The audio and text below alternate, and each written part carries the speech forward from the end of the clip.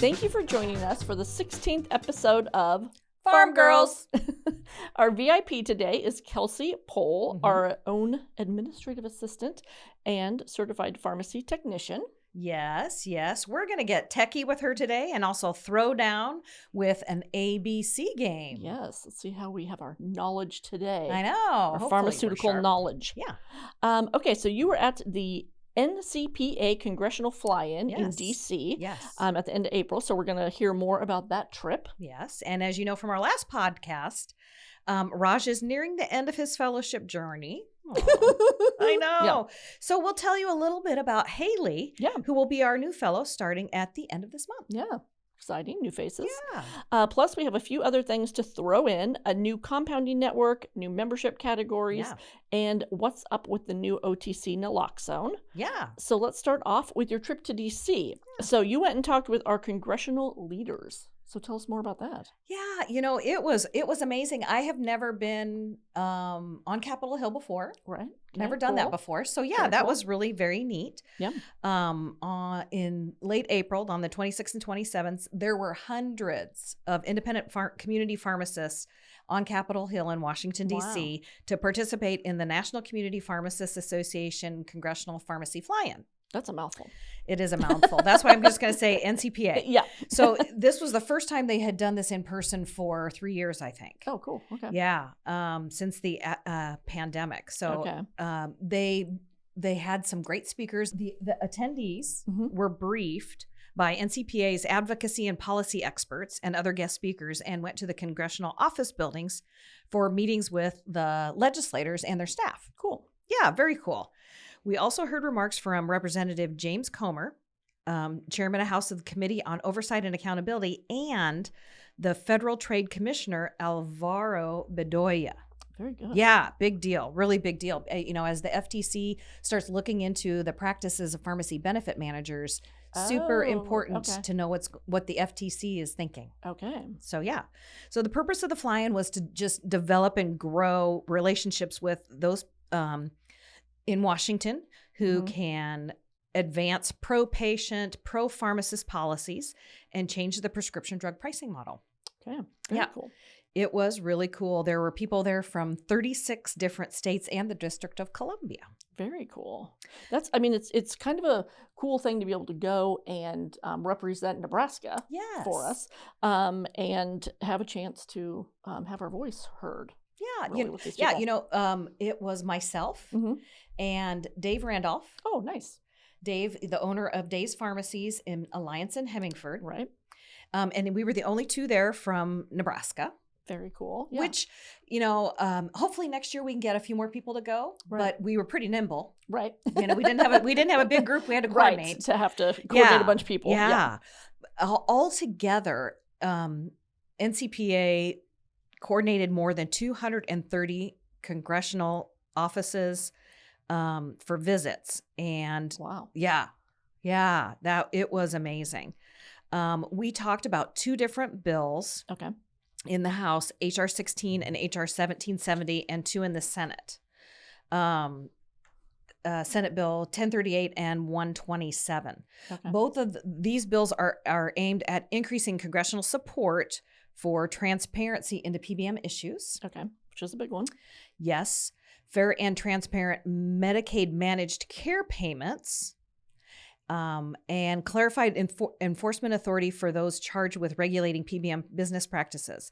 And even more important, I am so proud, our very own Adrian Smith from Nebraska is leading the charge on getting payments for enhanced pharmacist services for Medicare patients. Oh, cool. Yeah, so paying them for managing medications and and outside of dispensing type things. Right. So Nebraska other leading the charge. That Very pharmacists cool. could be doing. Very cool. Yeah. Yes. Yeah.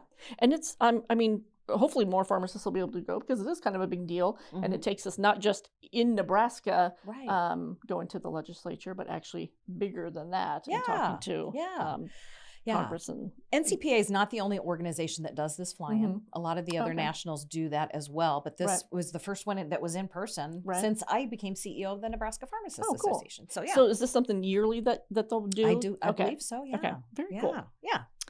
So one of the things, at least that I get a lot of questions on lately, is Narcan and is naloxone going to be available OTC? When is it going to be available? How much is it going to cost? Is that going to affect our Narcan program that we have right now? Yeah. And so really, we don't know a ton right now. We know it'll be out later this year.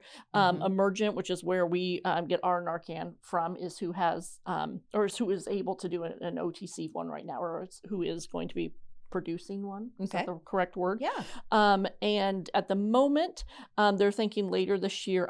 My guess is August, September, maybe later than that. I saw an article the other day that said they're hoping it can be around $50, which still sounds a bit spendy. It does. For most people to walk into the pharmacy and spend $50 on Narcan is probably not going to be what most people want to do for this particular thing.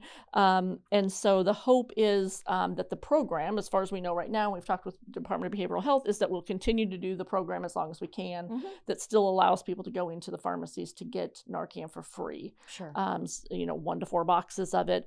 What this will help to do, we hope anyway, is be able to get other organizations that are also trying to do outreach, whether that's health departments or somewhere like Centerpoint or other recovery houses, those kind of things, to be able to go and purchase Narcan themselves so that they're able to get it to people without everyone having to go into a pharmacy to get it. Right. So hopefully it'll just allow more people to have access to it. And still be able to go into the pharmacy, though. Yeah, so breaking down some of the barriers, but cost is still a big barrier. Yeah, cost is a huge barrier. Yeah. And so that's one thing, that still we need to have a lot of the free programs. But if organizations are able to use their grant money, they still may be able to give it away for free to people who need it. We've also talked about maybe we'll have vending machines in the state that we'd be able to possibly have at different areas so that people could get it that way also. Yeah. So we'll keep everyone updated the more that we know. That sounds great. Yeah, and we keep signing up more pharmacies. So thank you to everyone who continues to join the program. I think more and more people are realizing that we do need it in our communities. So thank you to everyone who's out there doing it. I'm really proud of our profession for stepping up and helping patients get that free of charge. Yes. Takes them a little bit of work that they have to do to get it to patients, but well worth the time and effort. So yes. That's awesome. Yeah. Last month we had Raj on the show. Right. And we know he's nearing the end of his fellowship. Right. We'll be welcoming Haley later this month to take over for Raj. We are so excited to have her here, and we will have her on the podcast in August. Yeah. But here's a little bit about her. Right. Because I'm very excited. A little info out. A little info, so that way everybody feels a little crumb. That way they feel like they might know her a little bit. Right. Exactly. Yeah. Here's your crumb. So she is a graduate of Drake University's College of Pharmacy. Nice. With her Doctor of Pharmacy, as well as she has a concentration in global and comparative public health. Yeah, which is cool. Yeah. Wow.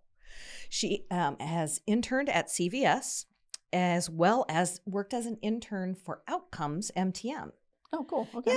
Yeah. So a lot of our pharmacies are submitting information to Outcomes MTM, and as I understand it, part of her internship is her reviewing those. Oh, cool. Okay. Reviewing those interactions. She also did an internship with the Iowa Public Health Association and a rotation in her 4th year at the Iowa Pharmacy Association. Right. And what blows me away about Haley is, as a 4th-year pharmacy student, decided she wants to work at a state pharmacy association. Right, which is pretty crazy. It is crazy. Yeah. I think I haven't met very many people that have ever said, That's what they're thinking. Yeah, as a 4th-year pharmacy student. So super excited. Yeah, it's very cool. Yeah, we're excited to have her on the team. And she'll be here before Raj is gone, so they'll be working together too. Yeah. And Raj is never too far away, so if we need him. Right. Absolutely. And now it's time for Pharm Facts. Okay, so since we have Kelsey with us today, we're going to do a few pharm tech facts. Ooh. Yeah. So just a little bit of statistics for you here. Yes. According to the Bureau of Labor Statistics, in 2021, there were 447,300 techs working in the United States. Wow. Yeah, this is a large number of techs out there. With Florida having the highest number at almost 39,000. Oh my gosh. Yeah, so that's a lot of techs. Yeah. In a state. California is the second with 38,780, and then Texas coming in third at 36,870. So those states, I mean, they're employing a lot of technicians. A lot of techs. How many techs in Nebraska? Nebraska, 2,570.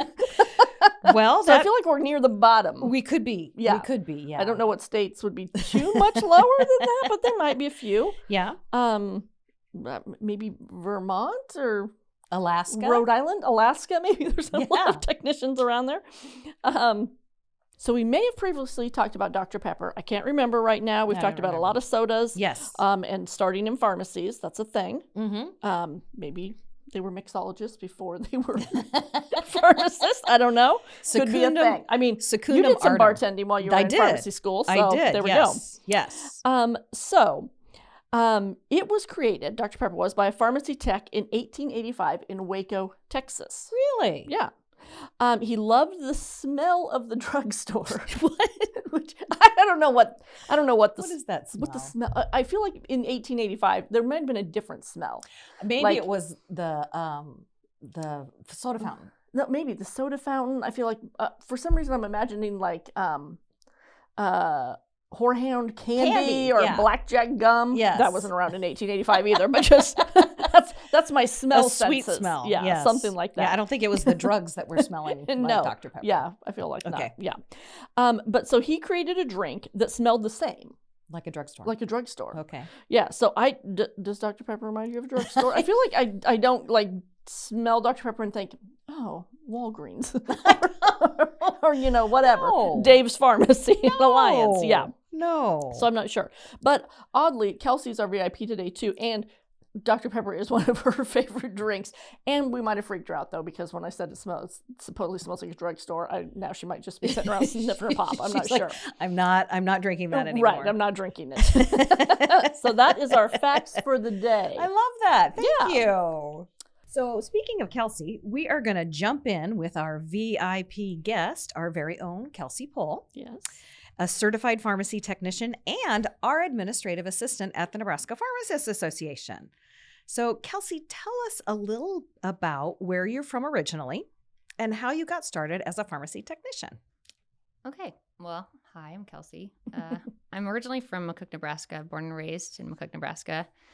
I went to junior college there and played volleyball. Then I transferred to Kearney, where I was studying education, actually. And so it was just getting into pharmacy was a whole different type or different lifestyle. And so it was it's an adjustment. But the reason I'm in pharmacy, actually, it's kind of a boring story, but I was getting mooted off my parents' health insurance, and I needed a job that had health insurance. And so I had a friend that was a med rec at Bryan, and they recommended me for the job, and so I applied, and I got it. And I wouldn't change a thing. I love being in the pharmacy profession, and I love my job at the MPA, and it's a good fit for me. So yeah, you never know where the wind's going to blow you. Right. Yeah. And just in case anyone's looking and you need insurance, being a tech is a good place for that. That's right. So, that makes sense. Everyone Totally needs makes insurance. sense. Yeah. So you worked most of your tech career at Bryan Hospital.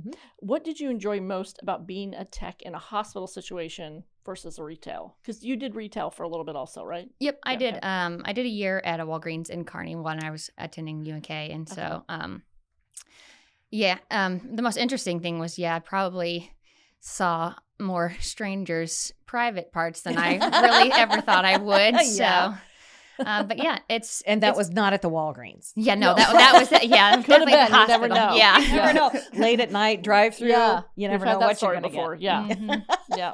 But the hospital setting was interesting and fun. Like I got to see a whole different side of the pharmacy profession than it was at retail, and so it was a whole different side. Like I didn't have to deal with the insurance. I didn't have to deal with the upset customers. Right. Yeah. So it was more of just a lot of leg work and physical work, delivering the meds to the PICSA stations and stuff like that, than it was having to do the mental stress of having the customers and insurance problems. But sure. But I bet you had a lot of orders that had to go out right away, right? Oh yeah. First, a lot.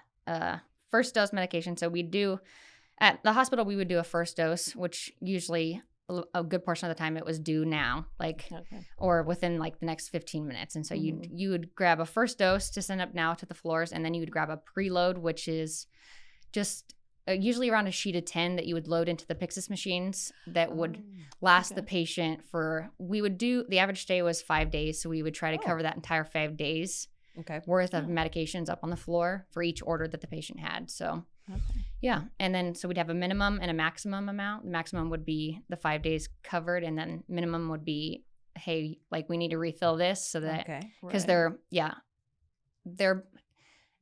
it looks like they're going to be here for longer than 5 days. So, yeah. So, or there's multiple patients on it. Like another patient got admitted and they got an order for the same medication. And so now they're going through it twice as fast. Okay. Gotcha. So, yeah.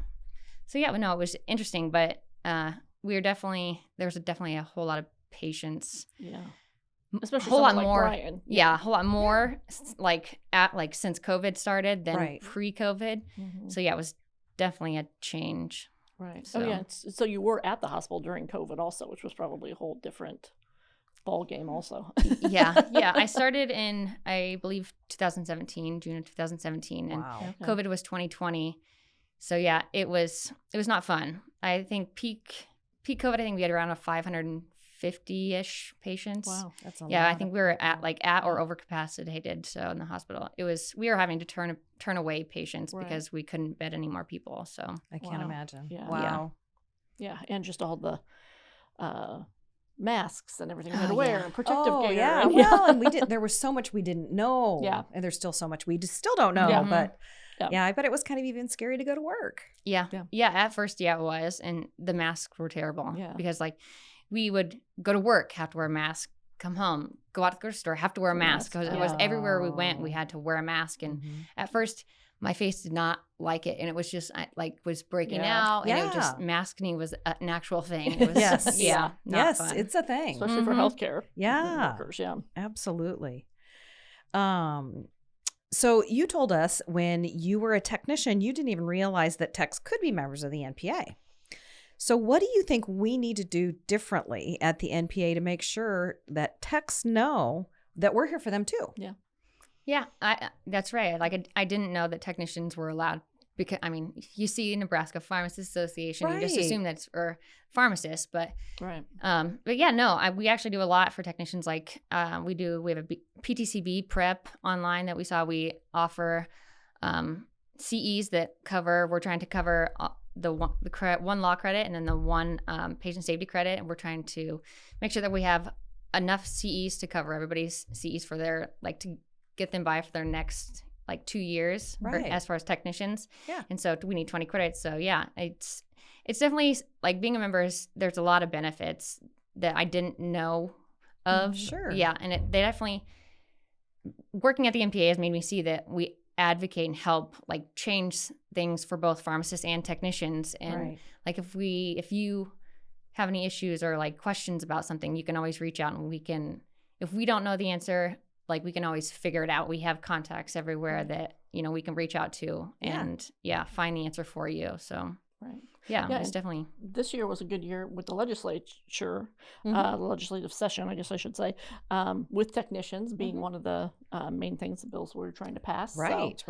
So that they could keep immunizing. So, that's a big victory. Big victory, yes. Big victory, especially this year. It's been a little nutty. It's been a little nutty. Oh my gosh. If we make it through this session, if the senators actually make it through this session. Yes. So what are a few things that you didn't know we did at the NPA, but you have found interesting that we do, or that you've been surprised that we do? Yeah.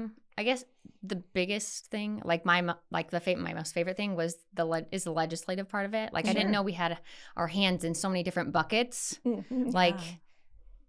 Within the even within the legislative, but even different groups and organizations that we have our hands in with and whatnot. But I didn't know that we advocated and somebody would go and give testimony at the legislative bill and stuff like that. Right. I think that was the most interesting fun thing for me to find out, was because I didn't even know a whole lot about the legislation before working here. But it was cool to actually get to go down to the Capitol and experience that. So I don't remember which hearings you got to observe. Which ones did you observe this year? I went to the Technician Administration Bill. Oh, yeah. And then there was one more. Which one was it? It was the it was it the ratio bill? Tech ratio? I don't know. I think it might have been. Yeah, I think it might have been that one. Yeah, I think those were the two that I went to. But yeah, I forgot about that one also, which was dealing with technicians also. Yeah, and I guess I watched the one online that Raj gave testimony at. So yeah, and a lot of people don't know that you can watch it online. You don't have to go down to the Capitol. Yeah, which I probably would have thought like, oh, do I really want to watch this? But it is interesting. It really is interesting. Yeah. And I think also people, like Kelsey and I probably had no idea if something is trying to be changed in law as far as pharmacy goes, or with pharmacists, we are just thinking like, I don't know how that gets changed. But without someone like the Pharmacists Association, a lot of those things wouldn't be changed or even brought in front of the legislature. Yeah, or we'd have crazy changes. Yes. True, yes. Or who knows who'd be trying to change things. Yeah. Yes. And if you're not a leave member, it in the hands of someone else, if you're not a member of the MPA, then like you can't voice your opinion for us to like help advocate for like your side of things. So well, and you're right, Kelsey, because a lot of people say, well, how come you opposed this bill or that bill? Well, it's because we ask our members. Right. Yeah. And we do want to know what our members think and what they need. And so we represent the interests of our members. So and if it's important to you too, we always tell people, there is the legislative committee too that people can be on, and that's a big group. A lot of people are in that group. But that's a great place if those are things that are important to you and you do want to have your opinion heard or make sure that your opinion matters. So absolutely. Yeah. Kelsey, what's your favorite thing about your job at the NPA, or something that you're doing that you had no idea that you would love to do? I guess I like that I feel included in important things, like my opinion actually matters. Like, sure. Because not that it was just a Brian thing, but I just felt like a small like a measly technician at Brian. Like all of our emails that we would get, like it didn't apply to me, or like I had nothing, like it didn't. My opinion didn't matter in the situation that I was getting emailed about, or didn't have anything to do with me. And so it was just, I would just literally click through it just to get rid of my little notification bubble that I had new emails. But now like I get emails that require like my opinion, or like, hey, can you proofread this? Like, can you do this? It's everybody at the office. I know there's only 5 of us, but it's just everybody, basically we work as a team as a whole, and we do a lot of the same things to accomplish like one goal. And so we all do the same job. It just, everybody just has a different title, and everybody, so I think I like that because it makes me feel more important, I guess. Like my opinion or like my job actually matters in a group or family type of thing. Yeah. So. Yeah, we're in a lot of teamwork. Yeah. We do a lot of proofreading of each other's work. That's for sure. It's always better. Yeah. Once it goes through the grinder, it's always better. That's for sure. Okay, so on a serious note. Yeah, so serious. Yeah. What does Kelsey like to do outside of work? Yeah. Kelsey doesn't have a lot of things that she does outside of work. Kelsey works a lot. No, I just my girlfriend works opposite hours of me, and so when I'm at home, she's not there. So I have 2 dogs to take care of. So they're basically my children. Right. So got to make sure that they have a social life outside of the apartment. Takes them to their activities. Their social hours. So, but no, So when we're not at the dog park or not on a walk or not other places for the boys, I usually am. Just at home working or watching a television show or doing both simultaneously. So, So no, which is fine with me. Like it's either just watch TV and sit there and do nothing, or like watch TV and get stuff done. So I don't know. It keeps my mind busy, so I'm okay with it. So And what are your dogs' names? Oh, they're Solo and Opie. Oh, nice. Yeah. Okay. They're big boys. Yeah. Opie just turned 1 he's Valentine's Day baby. So. Oh my god. Yep, and he weighs 110 pounds. Yep, he's a large child. He's a large. Yeah, I mean he acts like a baby, like he's A baby. He's a little slow, like in the noggin. Like he just seems like he's a little slow. He doesn't know how big he is. Like so he knocks stuff and he just tramples all over us because he doesn't realize how heavy he is. And so but yeah, Solo just turned 2 in March, and so but he's only 75 pounds. So nice. Yeah, and they play like they play like brothers, and they just play grab right all day long in the apartment. So it's funny to watch them. So but they care about each other. You can always tell because at the dog park if another dog gets snippy, right, then the other one's like, oh don't do that, don't do that. You're not allowed to be snippy. Yeah If I beat him up, it's okay. Yeah, right. Don't you dare beat him up. They sound like real siblings, right? I love that. And speaking of your girlfriend, she's also a technician. Yes, correct? Yep. So 2 technicians in the family. Nice. With that, and she works at Bryan also. Yeah, correct. That's actually that's how we met. So okay. And where does she work? She is in something specific. Is that correct? As a technician? Yeah, she works IV side of the sterile side. So so she very cool. Yeah, we didn't really ever interact. We worked on different campuses, and so it was it was. I mean, it's interesting, but it's just it was probably for the best. Like we didn't just because. Yes. Yeah, we'd probably be chatty Cathy's all day long, but, or want to kill each other by the end of the day. I mean, right. Yeah, and that's what I liked working about the MPAs because now, like when we go home, like we can each just vent and then be done. Like we don't feed off of each other and just like add on. And so true. So that's true. Right. No venting about the venting. MPA. Yeah. Oh yeah, I'm sure. Yeah. No frustration at That's our office. Right. None. Okay, so we are going to play a game now. Okay. The ABC game. Yay. Which we have done one other time. Yes. So, because each time we got to play a game. So this is how it's going to work. Okay. I'm going to put on a timer. Okay. Hopefully on my watch. Since I didn't bring my phone over here. For 2 minutes. And we're going to see how fast we can get through the alphabet, naming a drug for each letter. We can do this, Kelsey. We can do this. So we're going to start with Kelsey with A, and then we're going to go back and forth. And hopefully you guys can keep track. If not, I'll try to keep track of what the alphabet actually is. Hopefully I'll know the alphabet. All right. We'll see if I do. No pressure. Okay. Here we go. Nope. Wrong button. Yeah, I'm not even sure if I know how to do it. Do we have a stopwatch? I'm sure we do, right? Here we go. Stopwatch. Okay. Kelsey, you're going to start with A. Ready, go. Acetylcysteine. Oh my gosh. That was a big word. That is. Baclofen. Clonazepam. Doxycycline. That's a good one. Enoxaparin. Finasteride. Guaifenesin. Haloperidol. Okay. Ibuprofen. Januvia. Oh, that's a good one. Okay. Ketamine. Ooh, okay. Levothyroxine. Metformin. Okay. I had to figure out what Nadolol. we were on. What letter, I mean. Oxycodone. Propranolol.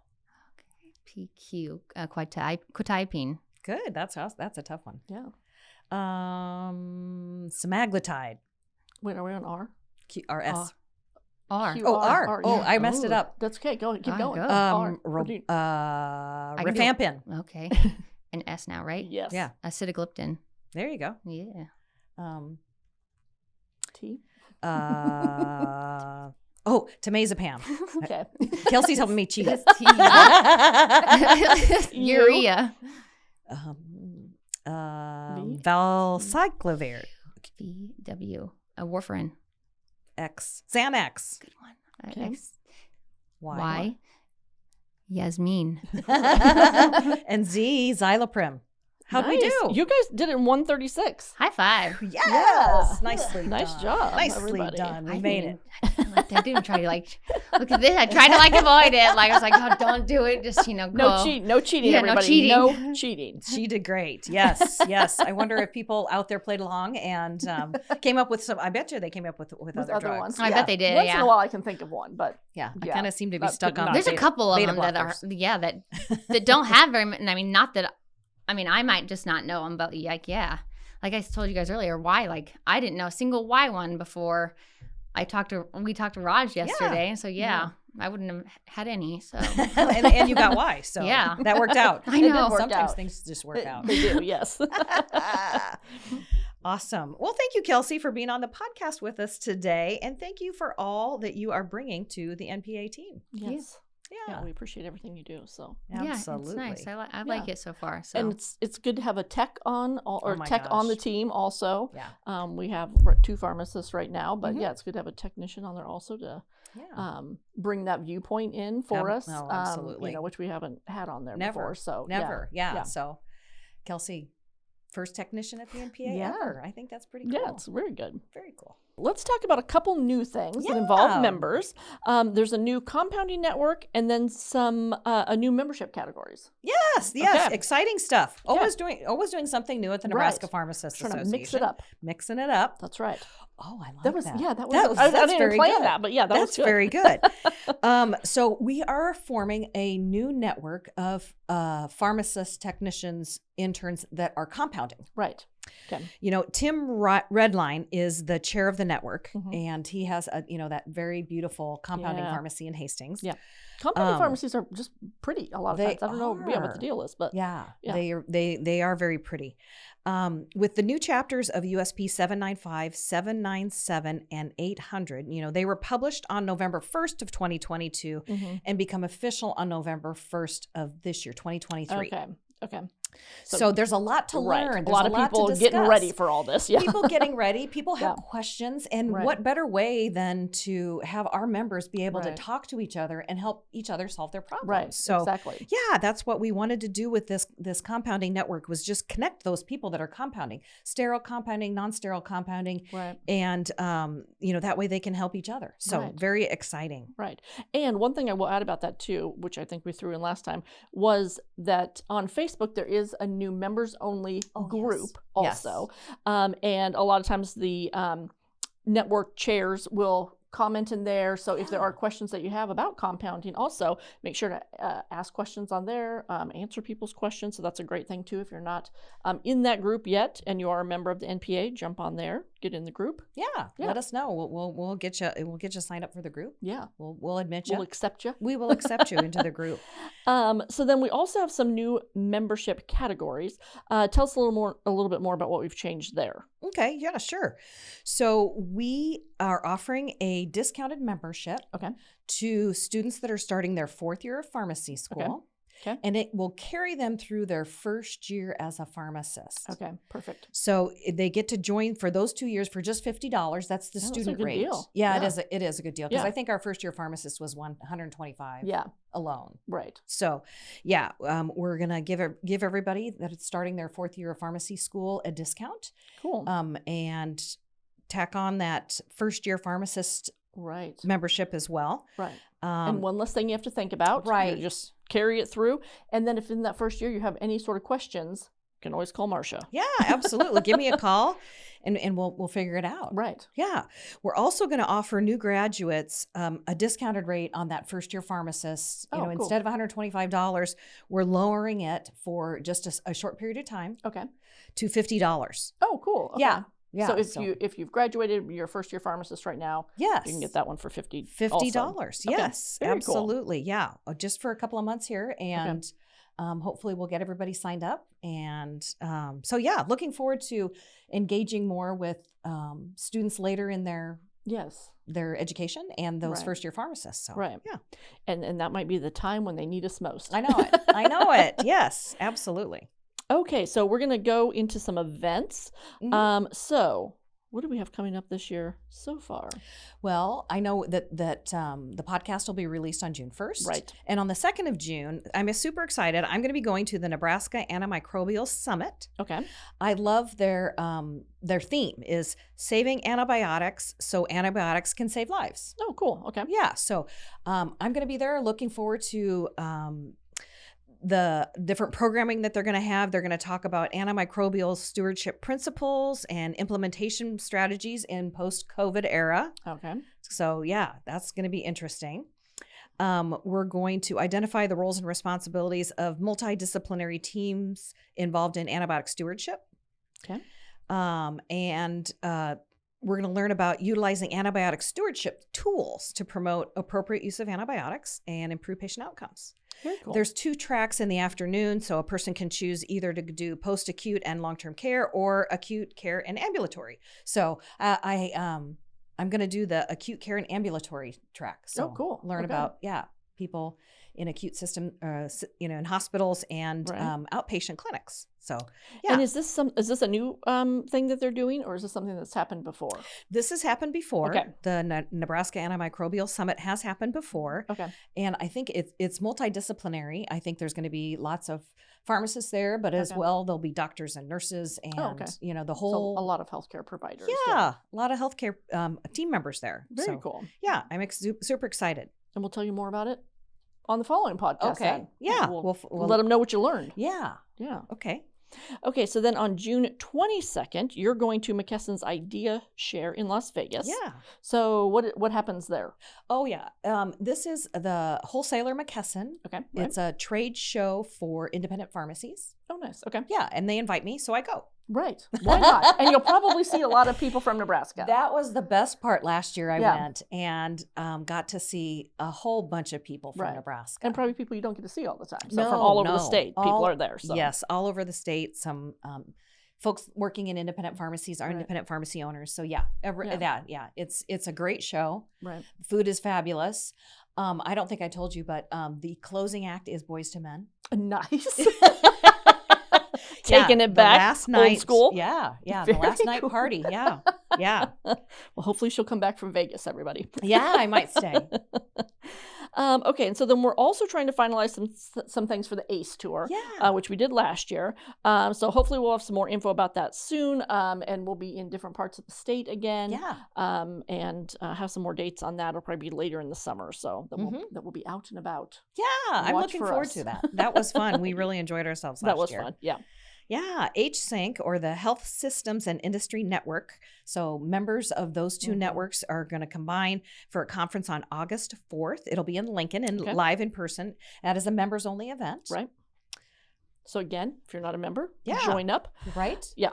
Mm-hmm. And then we've got October 5th through the 7th is the Fall Pharmacy Forum. Right. Again, this is a members-only event, the forum that we do each year. Yeah. All sorts of fun stuff with that, and we'll keep you updated on the speakers that we're going to be having. We're finalizing those. And then, of course, we will also do the box again. Yes. Yes.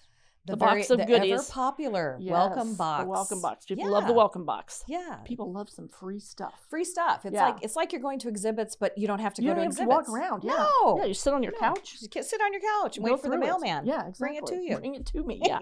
Yes. Sometimes we even put snacks in. Could be snacks. Could be snacks. Who doesn't could be love anything. A snack? Who knows? Yeah. Yeah. So make sure to follow the NPA on Facebook. Yep. And if you're a member, we will keep you updated in the daily news dose. Yep. That's our daily email. And you can also go to the events calendar on the website, npharm.org. Yes. Okay, so stay tuned next month for a legislative update with Bob Hallstrom, our lobbyist. Yes. He will wrap up what has happened in the legislature this happened. Session. Yeah, what happened? What just happened? We already got our title for it. What just happened? Yeah, because this one has been a doozy. It's been a doozy. We'll figure out what actually got through. Yes. At this point, we're sure that not all of them are going to make it. No. It's been a doozy this year. Been a doozy. Yeah, for sure. Good on those senators for making it through. Oh my gosh. Yeah. Yeah. Absolutely. All right. Well, thank you so very much for joining us today on the 16th episode of Pharm Girls.